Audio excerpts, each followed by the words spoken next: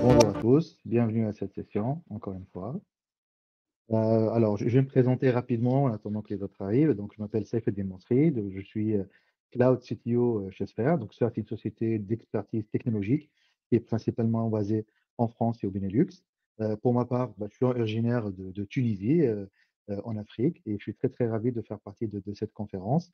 Ça, c'est assez sympa en tout cas de partager ce moment avec vous.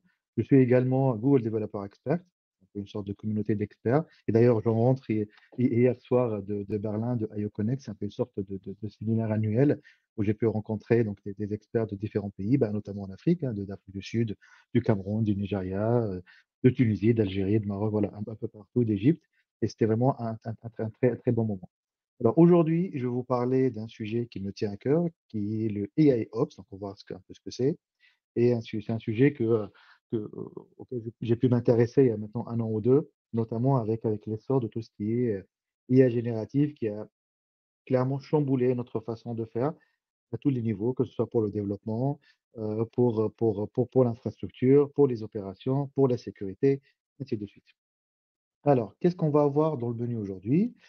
On va commencer par une petite introduction, aborder quelques use cases, vous montrer quelques pistes pour démarrer à adopter ces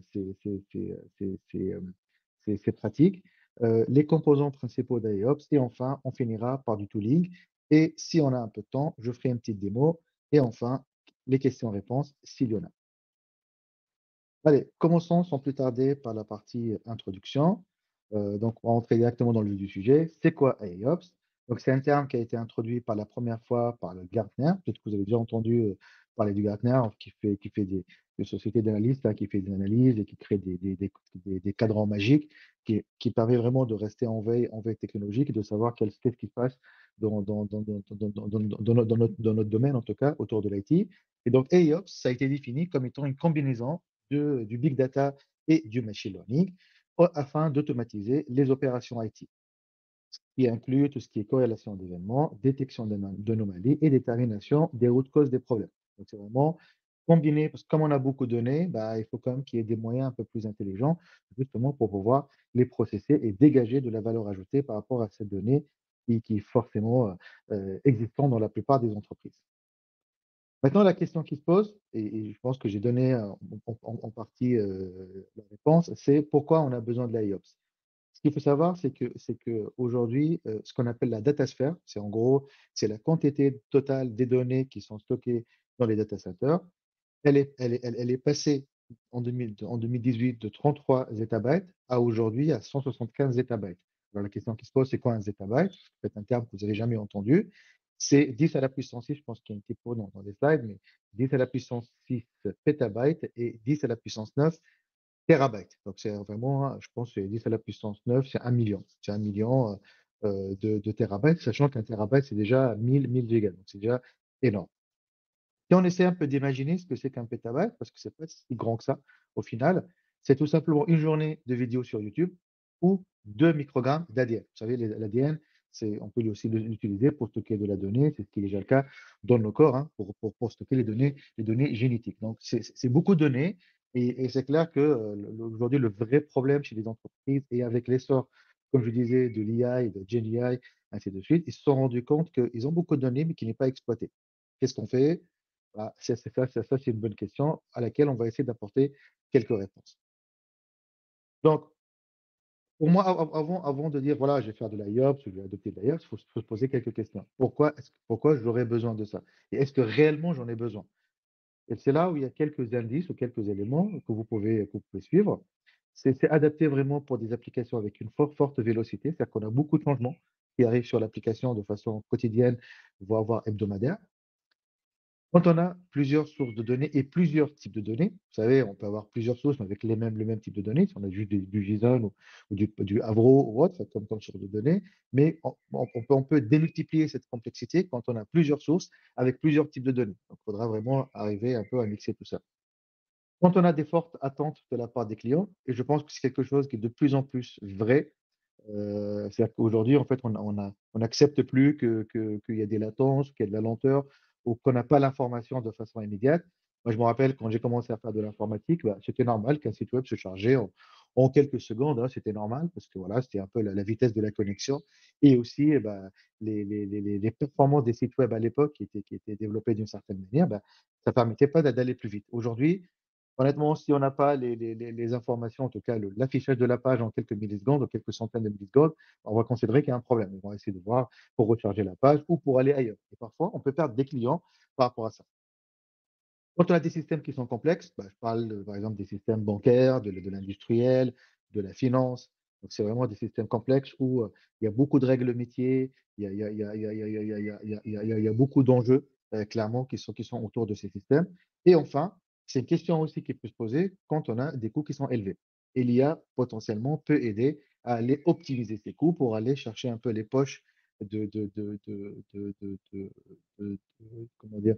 De, c'est un peu les poches d'optimisation, ouais, c'est ça, je cherchais le mot, c'est les poches d'optimisation qu'on pourrait avoir et qui nous permettent justement de réduire ces coûts. Sachant que la plupart des infrastructures, il y a forcément des ressources qui tournent à vide ou qui ne servent à rien.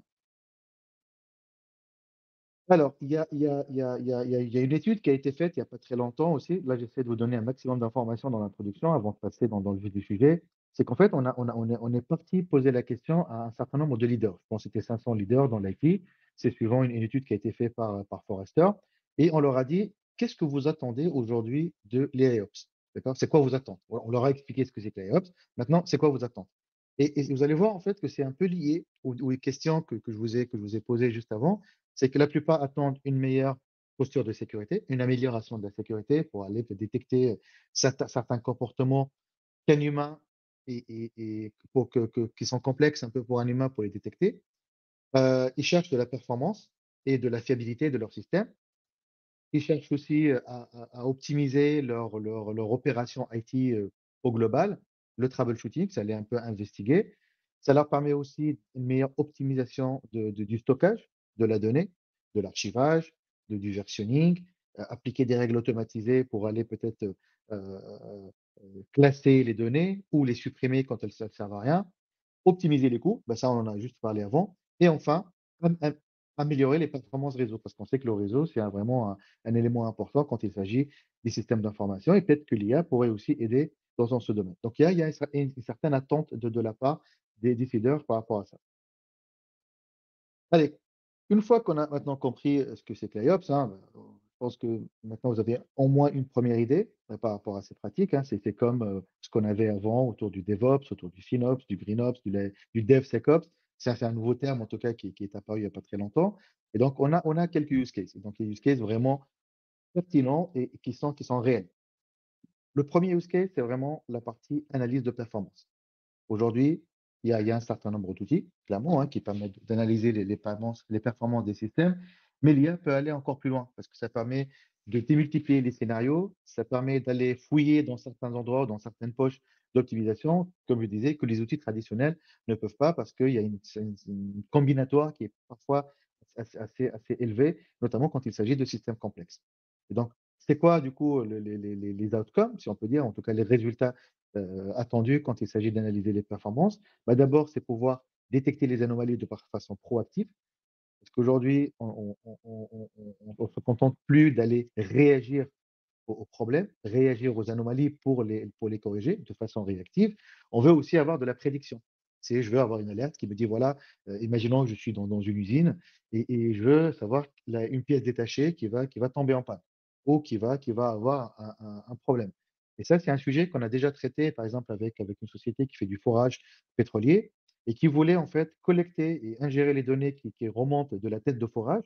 On sait très bien, souvent, les sites d'exploration sont des endroits un peu isolés, soit dans le désert, soit dans des plateformes un peu en mer ou dans les océans et donc pour pouvoir affréter des pièces détachées ou pour pouvoir ramener n'importe quelle assistance, bah, ça peut prendre un peu de temps. Si on n'a pas en tout cas prédit, ce qui va se passer. Donc l'idée, voilà, c'est de pouvoir prédire quand est-ce que la tête de forage va avoir un problème ou va se bloquer et donc là, soit on va arrêter pour la laisser se refroidir ou laisser se reposer pour reprendre ou changer d'endroit ou tout simplement pour aller commander les pièces qui vont bien. L'optimisation des ressources, ça rejoint un peu l'une des attentes, au niveau du FinOps, en tout cas au niveau du coût, parce que, vous savez très bien que le FinOps avant tout, c'est autour de l'optimisation et de justifier la valeur ajoutée de chaque dollar qu'on va dépenser. C'est pas uniquement autour de la réduction de coûts. Parce que plus notre business va se porter bien, bah, plus nos infrastructures seront sollicitées. Et évidemment, je parle dans le cloud, hein, quand on est dans un modèle plutôt OPEX où on va payer par rapport à ce qu'on va utiliser. Et enfin, qui est un peu le but ultime de n'importe quelle entreprise, c'est améliorer l'expérience utilisateur parce que l'utilisateur, c'est vraiment au cours des systèmes. Donc, quand on a une meilleure performance, on peut en quelque sorte réussir à atteindre ces 3 points. Le deuxième use case, on a parlé un peu des détections d'anomalies, mais pour moi, je vais passer rapidement sur celle-là parce je l'avais en grande partie abordé dans le premier slide. Mais ce qui m'intéresse, moi, dans la partie détection d'anomalies, c'est la corrélation. Pourquoi je parle de ça? Et c'est pour ça que j'ai mis cette image qui est un peu le butterfly effect. Quand vous avez un événement qui d'apparence paraît anodin, qui n'a aucun lien avec votre système ou avec votre infrastructure, qui peut avoir un impact qui peut être néfaste après un certain temps. Pourquoi je dis ça? Parce que souvent, en fait, les hackers ou les gens qui vont attaquer votre système, ils vont développer des stratégies de plus en plus complexes. Ces stratégies peuvent démarrer beaucoup plus longtemps avant le jour J, si j'ose dire. Et donc là, ils vont commencer à disséminer certains artefacts, ils vont commencer à apporter certaines modifications mineures imperspectives à votre système pour que le jour J puisse coordonner tous ces éléments qui d'apparence, comme je disais, sont indépendants, mais qu'au final font partie d'un tableau encore plus grand. D'accord? Donc ça, c'est très important et ça, c'est vraiment très intéressant à voir. L'automatisation des services IT, aujourd'hui, c'est clair que bon, pour moi, c'est un domaine parmi d'autres, mais aujourd'hui, l'idée, c'est de pouvoir heu, optimiser n'importe quel système, n'importe quelle tâche, pour que les gens puissent se concentrer sur des tâches à valeur plus ajoutée. D'accord? À valeur ajoutée et ne pas passer du temps à faire des tâches répétitives ou des tâches qui n'ont aucune valeur par rapport à leur métier ou par rapport à leur business. Enfin, la partie automatisation. Aujourd'hui, l'IA, elle est partout, clairement, et j'en parlais d'ailleurs hier avec certains collègues, et l'un d'eux me disait: «Ouais, mais moi, je veux aussi mettre de l'IA dans les systèmes de CI/CD».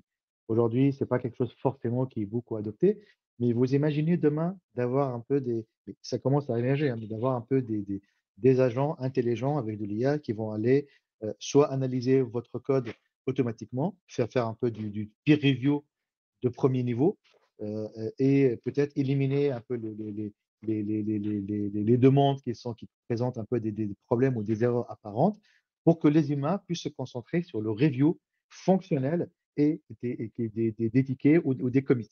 Et comme ça, on a des systèmes beaucoup plus intelligents. Et après, on peut imaginer que l'IA peut être utilisée ailleurs dans la chaîne de CI/CD, que ce soit pour l'analyse de sécurité, que ce soit pour l'enrichissement, pardon, du code avec des commentaires ou autres, ainsi de suite, jusqu'à l'arrivée à la partie déploiement et la partie operations qui nous intéresse in fine aujourd'hui.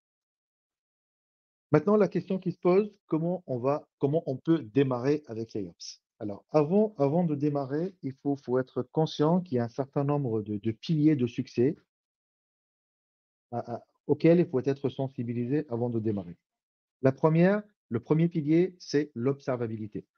Pourquoi je parle d'observabilité? Je ne sais pas si vous êtes à l'aise avec les technologies, pardon, avec les pratiques SRE ou Site Reliability Engineering, qui sont un ensemble de pratiques qui ont été érigées et inventées par des gens qui travaillent chez Google il y a un moment, qui ont écrit même des livres qui sont disponibles gratuitement sur Internet. Cherchez SRE.google, il y a un certain nombre de ressources. Et dans les pratiques SRE, qui leur but ultime, c'est fiabiliser les systèmes, les rendre plus résilients, plus fiables, plus disponibles. Le pilier des pratiques FinOps, c'est l'observabilité, c'est le monitoring. Parce que l'idée, c'est de pouvoir potentiellement collecter un maximum d'informations. Et si on n'a pas l'information, ben, on ne peut pas réagir. Ben, c'est comme n'importe où. Imaginez dans votre véhicule, si vous n'avez pas le témoin qui vous dit, je ne sais pas moi, qu'il y a un problème avec un capteur d'humidité, par exemple, des essuie-glaces, ben, vous n'allez pas savoir qu'il y a un problème. Ou un détecteur, par exemple, du niveau du réservoir. Tout ça, c'est des informations qui font partie de l'observabilité, qui nous permettent de prendre des actions. Donc là, la première chose, c'est ingérer un maximum de métriques ou de signaux qui sont disponibles dans vos systèmes. Le deuxième pilier, c'est la scalabilité. Parce qu'il ne s'agit pas uniquement de commencer avec un périmètre simple ou petit dans lequel vous allez pouvoir peut-être valider votre système.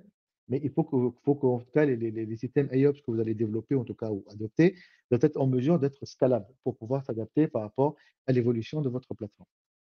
Il y a aussi la notion de fiabilité. Alors pourquoi je parle de fiabilité? Parce que même si on va passer par de l'IA, on va automatiser, au maximum, il faut aussi accepter que l'erreur fait partie du système, d'accord?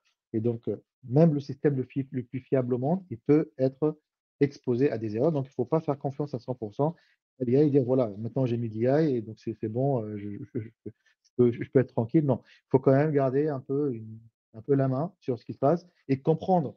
On va le voir dans l'exploitabilité, mais comprendre surtout ce que fait l'IA. La partie automatisation, bah, je pense qu'on est tous d'accord là-dessus, hein. Il faut vraiment automatiser au maximum parce que l'idée, c'est pas qu'il y ait un humain qui va cliquer sur un bouton derrière ou qu'il y ait des tâches manuelles à réaliser, mais ça ne nous empêche pas de contrôler. La précision, bah, ça pour moi, ça contribue un peu à cette fiabilité parce qu'il faut que les IA qu'on va adopter, mais notamment les algorithmes de machine learning ou d'intelligence artificielle qu'on va adopter, qu'ils soient adaptés par rapport à notre métier. Parce qu'on sait qu'il y a aujourd'hui un peu des modèles qui sont un peu généralistes, mais il y a des modèles spécialisés. Il y a des services spécialisés, des modèles spécialisés par rapport à la partie Ops ou Operations ou à l'IT spécifiquement. Et donc là, il faut adapter ces outils pour avoir cette précision. Et enfin, l'explicabilité, c'est d'être en mesure d'expliquer et de comprendre ce que fait l'IA. Il y a un terme que j'aime souvent citer, c'est l'automagie. Et parfois, l'automagie peut ne pas être la meilleure approche. C'est bien parce que ça nous permet, voilà, que ça marche, hein. Bon, on ne sait pas comment ça marche, mais ça marche, c'est très bien. Mais il faut être capable quand même de comprendre ce qui va arriver en production. Comprenez qu'on est face à des systèmes complexes, de grandes sociétés qui ont besoin quand même de comprendre ce qui se passe et de pouvoir justement réagir quand il y a un problème. Se poser les bonnes questions. Donc là, je donne un peu les pistes, hein, pour démarrer. Donc les bonnes questions, le 1er point, c'est à travers l'observabilité qu'on a pu avoir, c'est identifier les problèmes et surtout écouter les signaux les plus faibles, parce que comme je disais, parfois il peut y avoir des signaux qui sont anodins, mais qui cachent peut-être d'autres problèmes. Faire un assessment de l'environnement, de votre environnement existant. Donc, il faut vraiment auditer, c'est quoi vos équipes, c'est quoi vos outils, c'est quoi la typologie de vos données, de vos sources de données, vos process en place. Il faut vraiment faire une cartographie de votre système d'information avec tous les composants qui le constituent. Définir les critères de succès. Bien évidemment, pour chaque expérimentation ou pour chaque chantier qu'on va entreprendre, il faut qu'il y ait des métriques. Alors, ils peuvent être différents, ça peut être même de l'appréciation, mais pour moi, dans la partie operations, il y a quand même des métriques qui sont importantes, comme le MTTD, c'est le mean time to detect, le mean time to investigate et le mean time to resolve ou to recover. Et donc, l'idée, c'est de pouvoir mesurer le temps pour détecter un problème, le temps pour investiguer et le temps pour le résoudre. Et donc, ça, c'est des métriques clés que vous pouvez mesurer avant et après. Et donc, si vos métriques vont s'améliorer, d'accord, bon, plus le temps il est, en général, plus il est court pour chacune de ces métriques, mieux c'est. Et ça nous permettra de mesurer le ROI ou le retour sur investissement qu'on a mis en place. Et enfin, déterminer par où démarrer. Quand on dit déterminer par où démarrer, ben vraiment, il faut cibler peut-être une équipe qui va être la plus mature sur tout ce qui est automatisation, sur tout ce qui est IA et ainsi de suite, et commencer par un petit échantillon avec cette équipe pour faire un premier MVP ou POC, on l'appelle comme on veut, mais en tout cas un proof of concept pour valider que c'est ce qu'on est en train de mettre en place est pertinent par rapport à notre entreprise. Et une fois que c'est une réussite, ben, il faut commencer un peu à élargir pour aller couvrir d'autres équipes ou d'autres domaines métiers dans l'entreprise. La partie organisation. Alors, là, ça, c'est un framework qui est très connu, qui s'appelle PPT, c'est People Process Technology. Et il permet en fait de mettre en lumière qu'il ne s'agit pas, le sujet n'est pas que technologique. Et ça, c'est pas valable uniquement que pour AIOps, mais pour tout, pour l'adoption du cloud, pour la data, pour le FinOps, pour autres. Il y a aussi les humains qui sont dans l'équation, mais aussi les processus métiers que vous avez dans votre ou processus métiers ou techniques d'ailleurs, qui sont dans votre organe. Et à chaque intersection, on va trouver un certain nombre d'activités qu'on doit avoir justement pour réussir. Si on croise les people et les process, ben, il faut qu'il y ait du sponsorship et de la collaboration. Quand il s'agit de people et technologie, ben, il faut former les gens, il faut les faire monter en compétences, les équiper, même en termes d'outils, pour qu'ils puissent, en tout cas, pour qu'ils puissent réaliser ce qui est demandé. Quand il s'agit de technologie et process, on parle d'automatisation, parce que de toute façon, il y a pas d'intervention humaine. Et au centre de tout ça, c'est la donnée. Je l'ai dit précédemment, la donnée, c'est vraiment le patrimoine de n'importe quelle entreprise. Et la donnée, c'est un prérequis aujourd'hui primordial pour faire de l'IA. Parce que l'IA, au final, c'est un peu une moulinette à données. Et donc, il faut lui donner à manger. Quels sont les composants du layup? Je vois que l'heure tourne, hein, il nous reste euh, à peu près une quinzaine de minutes. Alors, les composants du layups. Alors, ça, c'est le life cycle, en tout cas, ou le cycle de vie du layup, tel que ça a été défini par le Gartner. On trouve trois étapes: observe, engage et act. On va commencer par la première. Donc, l'observe, bah, ça rejoint les piliers de l'observabilité. Donc, il faut vraiment arriver à ingérer de la donnée, que ce soit en temps réel ou en asynchrone, pour collecter les métriques, collecter les traces, collecter les données de performance, analyser les données historiques, faire de la corrélation et de la contextualisation. Parce que parfois, on a besoin d'enrichir les données brutes qu'on va recevoir. Donc ça, c'est vraiment la première étape. La deuxième étape, c'est la partie engage. Donc, c'est vraiment comment engager l'entreprise et la mettre en mouvement par rapport à ces pratiques pour qu'ils puissent commencer à expérimenter, commencer à faire de l'acculturation, du change management autour de ces pratiques. Et c'est un effort en général qui est assez conséquent au début, clairement sur la partie engage. Et enfin, c'est la partie automatisation. Et pour moi, c'est là où on rentre un peu dans une phase de croisière, une phase de maturité, où on a déjà engagé l'entreprise, on a déjà mis en place tous les mécanismes qui nous permettent d'ingérer les données d'aide à la décision pour arriver à automatiser tout ça à travers des scripts, à travers des systèmes, en tout cas, automatisés. Et après, bah, pour moi, en fait, c'est un effort qui est en continu. C'est pas un effort qu'il faut faire une seule fois, mais c'est un effort qu'il faut perpétuer. On doit continuer de façon périodique, que ce soit une revue hebdomadaire, mensuelle, trimestrielle. En tout cas, il ne faut pas arrêter l'effort parce que c'est pas un effort en one shot. L'outillage. Donc là, c'est un peu plus concret sur l'outillage. Qu'est-ce qui existe aujourd'hui quand on parle des IOPS? Alors, pour moi, il y a trois familles de produits, si je résume. La première famille de produits, c'est ce qu'on appelle les ISV ou les Independent Software Vendors. Aujourd'hui, il y a pas mal d'entreprises qui choisissent d'acheter des solutions sur étagère. OK. Et la plupart de ces solutions que vous voyez ici, c'est des solutions existantes, hein, ce pas des solutions nouvelles, mais qui se sont dotées, qui se sont renforcées avec de l'IA. De chez Datadog, chez Palo Alto ou autre, ou chez Castia, ils ont tous des modules aujourd'hui autour de l'AIOps et ils ont l'IA qui est déjà infusée dans la plupart de ces produits. Et donc là, c'est un peu une solution clé en main qui a un coût, bien évidemment, mais qui pourrait être intéressante dans des domaines comme la sécurité, comme l'analyse de performance, l'SIM, le FinOps, ainsi de suite. Deuxième solution, bah, c'est s'appuyer un peu sur les cloud providers.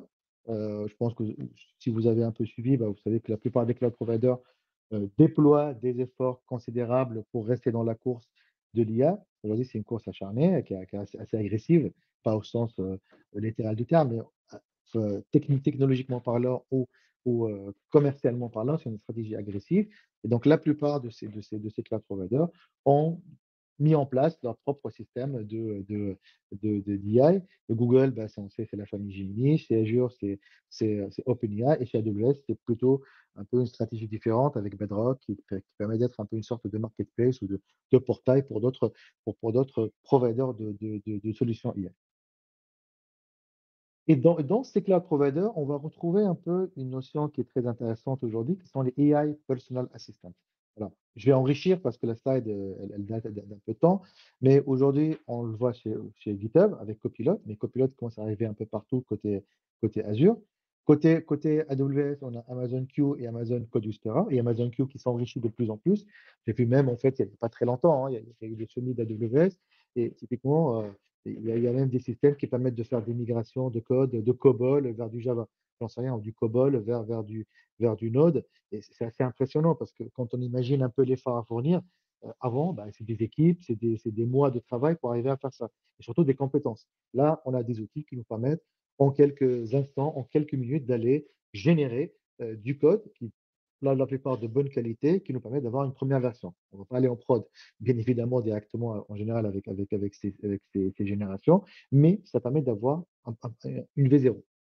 Et enfin, Google, qui c'est un peu la partie que je connais le plus, on va dire qu'un peu la marque chapeau, c'est Gemini, mais après qu'on va retrouver partout.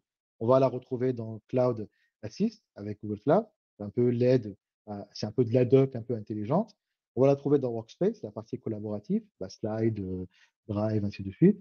On va la retrouver dans la partie dev avec Workstation, c'est un peu une sorte d'IDE dans le cloud. Il y a même Jules aujourd'hui, qui est un peu un assistant de codage qui a été développé par Google en réponse à Claude Code. Je ne sais pas si vous avez déjà entendu parler, mais je pense que je vais rajouter une slide pour la prochaine camp pour parler de ça. Parce qu'en fait, il y a aussi maintenant les codes assistants, pas que juste des assistants qui permettent de t'aider avec juste du texte, mais qui permettent justement de générer du code de très très bonne qualité. Donc chez Goal c'est Code Assist. Ça s'appelle comme ça. On a aussi l'IA au niveau de la sécurité. Aujourd'hui, il y a la suite SecOps et je vous montrerai peut-être tout à l'heure à quoi ça ressemble. On peut même aujourd'hui aller générer des requêtes, aller expliquer des événements de sécurité, les résumer, c'est assez puissant quand même. Et enfin, ça date de cette semaine, il y a aujourd'hui Gemini CLI qui est un peu en fait un assistant en ligne de commande. Donc notamment pour les ops, souvent c'est des gens, et c'est une bonne nouvelle d'ailleurs, les gens qui vont souvent utiliser la ligne de commande, utiliser la partie bash, là, on peut aussi avoir du Gemini directement intégré au terminal et on peut lui poser des questions, ainsi de suite. Donc ça, c'est assez fort en termes d'utilisation. Ça permet du coup de couvrir bah, quasiment tous les usages et toutes les affinités, que ce soit tous les rôles, hein, les développeurs, les ingénieurs de sécurité, les ingénieurs de production, ainsi de suite.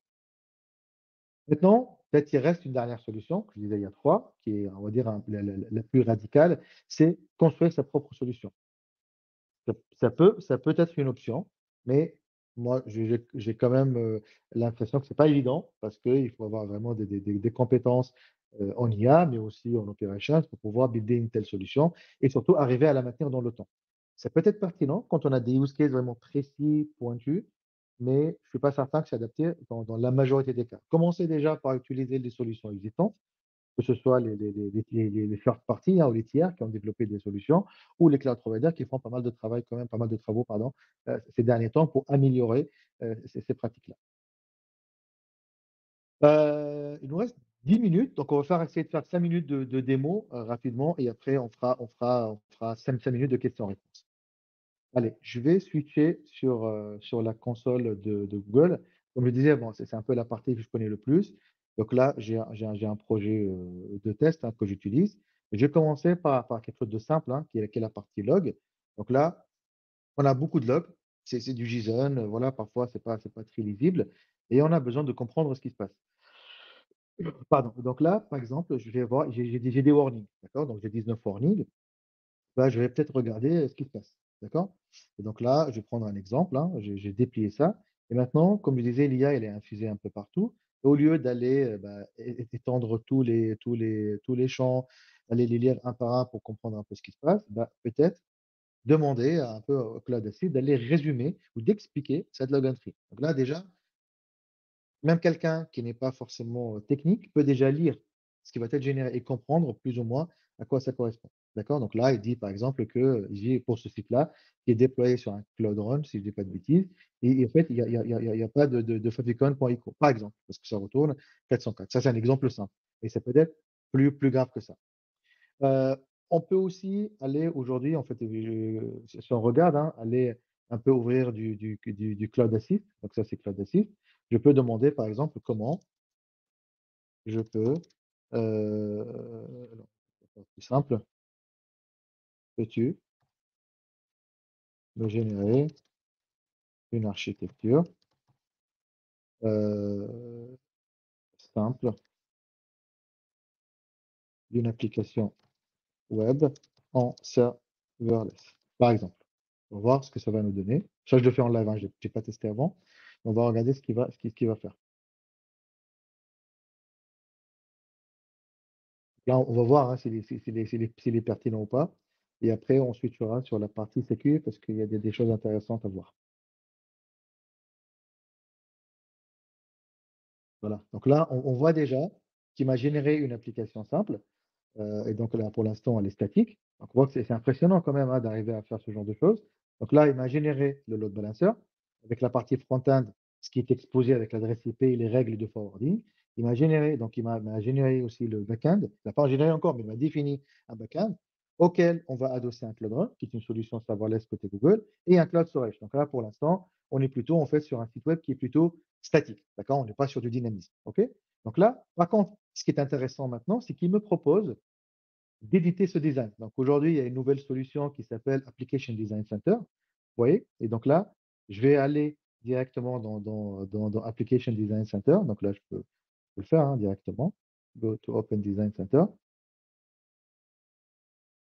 Ouais, donc il faut configurer un peu plus. Moi, je peux faire ça. Hein. C'est select, je vais le mettre dans le folder Sandbox, par exemple. Ah, Management Enabled. Donc il faut activer le App Management. On va revenir en arrière et on va le faire directement au niveau du design. Et on va même avoir le code. D'accord? Donc là, ce qu'il a fait, c'est qu'il m'a généré le code Terraform. Alors, je ne sais pas comment je vais réussir à le montrer, mais en tout cas, il m'a généré le code Terraform qui permet d'aller déployer cette architecture. D'accord? Où est-ce que je peux le trouver? Donc là, c'est quoi? C'est Create and Temporary.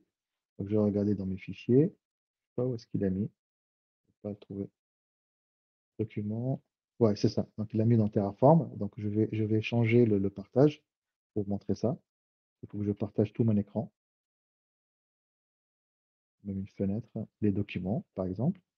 Donc là, si vous regardez, il a généré donc, du coup la partie Terraform. Donc là, on a déjà un Terraform qui est déjà généré pour déployer cette infrastructure. Donc, vous voyez déjà la puissance de ce genre d'outil.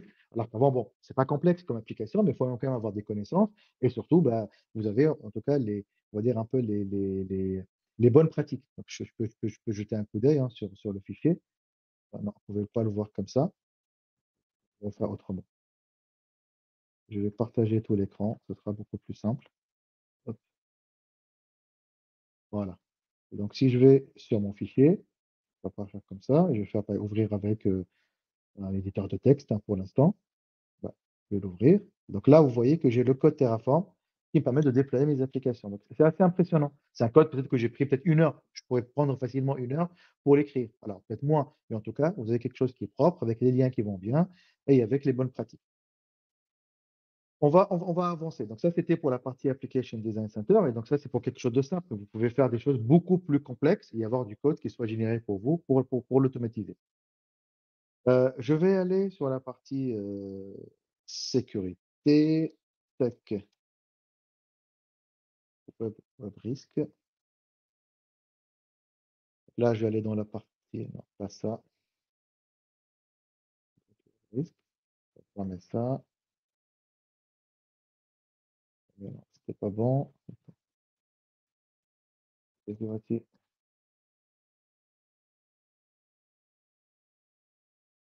Voilà, c'est Risk Overview. Voilà. Donc, c'est Risk Overview. OK, je vais naviguer. Là, à un moment, vous voyez mon écran. Donc, bien évidemment, là, c'est un peu, en fait, Security Command Center, c'est un outil, c'est un CSPM qui permet, voilà, d'avoir une idée sur en fait, ce qui se passe côté posture de sécurité. Et donc là, je vais basculer côté SecOps, qui est un peu qui a été rajouté à Security Command Center Enterprise. Et je peux déjà utiliser l'IA pour de l'investigation, par exemple, pour commencer. D'accord? Donc là, par exemple, je peux demander generate. Non, je ne vais pas l'écrire ici, je vais le mettre là. C'est ça en fait. Générer une query qui permet de détecter une attaque de type brute force. Allez, dans Google Cloud. Donc, le contextualiser un petit peu. Donc là, on va lui demander de générer la requête. Là, vous voyez déjà, bon, déjà, c'est simple, parce qu'il y a déjà en fait une result catégorie. Attends, qui s'est passé le dernier mois et qui vient d'Europe. Allez, on va rajouter un peu de la localisation. C'est quelqu'un en Europe qui a été aussi d'être attaqué. Là, il a rajouté l'origine. Et donc ça, c'est un peu un pseudo-langage qui n'est pas forcément très. Tout le monde n'est pas forcément très familier avec ça. Donc là, vous voyez très bien aller générer la requête. Et puis, il écrit en français. dans d'autres langues, hein, bien évidemment, et ça permet de vous faciliter très rapidement donc les investigations. Donc là, je peux faire la recherche et vous voyez très, très bien qu'automatiquement, en fait, il a ajusté la fenêtre de temps pour avoir le dernier mois et on voit ici, bon, on n'avait rien, mais attends, on va faire un truc un peu plus simple, générer une enquête qui permet de détecter les créations de VM, par exemple, la dernière semaine. Donc là, en langage naturel, on est capable d'aller générer des requêtes de sécurité. C'est assez puissant quand même. Donc là, elle va ajuster la fenêtre. Donc là, il a dans, ça, dans Google Cloud. J'essaie de faire vite parce qu'il y a plein de choses que je veux montrer. Tac, on va rechercher. J'espère qu'il va trouver des choses sur la dernière semaine, hein. Ça reste un environnement de test. Je vais vous montrer, c'est vraiment le summary de Gemini parce qu'il va faire un peu une sorte de synthèse. Là, il a déjà détecté 9 événements. Ça, c'est cool pour le coup. Donc là, on a les 10 événements de sécurité, de création des VM avec le moment où ça a été fait, d'accord, et par qui. Et donc, normalement, dans le summary, il va te donner quels sont les camps de par exemple, quels sont les camps de service qui ont été le plus utilisés. D'accord? Donc là, on a Cloud Kubernetes System du Service Account. Ça veut dire que là, on a pas mal de VM qui ont été créés par des clusters Kubernetes. Ce n'est pas forcément par des utilisateurs. Et ça, c'est un comportement normal. Donc là, ça veut dire que ça, c'est la partie règles, hein, recherche. On peut bien sûr développer des règles. Et donc là, on peut se faire aider par Gemini pour lui demander de vous générer plein de choses. Il y a une partie qui est assez sympa aussi que je vais montrer, ce sont les cases. Une fois qu'on a des détections, SecOps va les regrouper dans ce qu'on appelle en fait des cases. Donc un case, c'est un ensemble d'alertes qui sont associées. Donc ça correspond à la partie corrélation qu'on a vu au niveau de la présentation. Donc si je prends ici S3 Bucket Policy, donc c'est pas du tout Google, hein, parce que dans ça, j'ai branché aussi de la WS, c'est pas que Google. Et donc là, on voit qu'on a un peu des informations sur les détections. On a aussi le wall qui vous permet d'avoir une sorte de traçabilité, de trace par rapport à ce qui s'est passé autour de ce case. Et je pense qu'on a même des parties qui sont liées à, donc ça c'est l'événement, je sais qu'il y a Gemini qui permet aussi de générer en fait des résumés aussi par rapport à ce qui se passe. Mais bon, anyway, donc là vous voyez qu'on a pas mal d'usages, en tout cas autour de l'IA qui est assez intéressant. Donc là c'est le finding summary. Il me semblait qu'il permettait d'aller, attendez, il faut peut-être quelque chose, fa delete enabled. Ouais, c'est ça en fait, ce que je voulais voir, c'est le Gemini summary. Donc là, il va générer aussi un summary. Et ce qui est intéressant dans ce résumé, c'est qu'il va même en fait donner les actions suivantes à prendre, tu vois, pour corriger. Là, ça prendra un peu de temps peut-être, hein. Analyzing the case, ça ne devrait pas tarder. Là, on est en train d'analyser le case qui contient un seul événement, je pense. Voilà. Et donc là, il va vous expliquer exactement ce qui s'est passé, quelles sont les ressources qui sont concernées. Il va même vous donner les next steps apprendre. Donc là, même quelqu'un qui n'est pas forcément expert ou qui n'est pas à l'aise avec l'outil, bah, il va déjà trouver des pistes de correction et d'amélioration. Et même, vous voyez ici, même Educate Employees on the Importance of FMA. Il y a même du Change Management qui est même recommandé par Gemini. Voilà, donc ça, c'était un peu un tour d'horizon rapide vraiment par rapport au temps qui nous est alloué, hein, pour pouvoir vous montrer les capacités. Est-ce qu'il y a des questions? Donc, je pense qu'on a atteint un peu la fin de cette présentation. Oui, justement, dernier point avec qui je vais finir, j'ai oublié. Souvent, on va entendre aussi parler de MLOps, de GenOps. Euh, faut vraiment faire la différence. Donc, AIOps, on a compris que c'est l'introduction de l'IA dans les operations, donc la partie observabilité, investigation, sécurité, ainsi de suite. Et il y a la partie MLOps, donc ça, c'est comment déployer des modèles IA en production, donc rien à voir avec la partie operations. Maintenant, on parle aussi de GenOps, qui est un sous-ensemble de MLOps, c'est comment déployer des modèles de GenAI en production. Et enfin, ça je l'ai rajouté pour cette présentation, donc c'est une première mondiale, hein, c'est AgentOps. On parle beaucoup aussi de AgentOps, c'est comment aussi déployer des agents autonomes autour de l'IA en production. Ça, c'est vraiment c'est cool parce que ces derniers temps, on ne parle que de l'agentic et des agents. Et voilà, voilà. Donc, merci beaucoup. J'ai mis le QR code par rapport à mon profil LinkedIn. Donc, si vous voulez qu'on soit connecté avec un grand plaisir. Et je ne sais pas s'il nous reste un peu de temps pour prendre au moins une question ou deux. Je ne sais pas. À toi de me dire, Hassan. J'espère que ça a été intéressant, que vous avez appris des choses. C'est le plus important.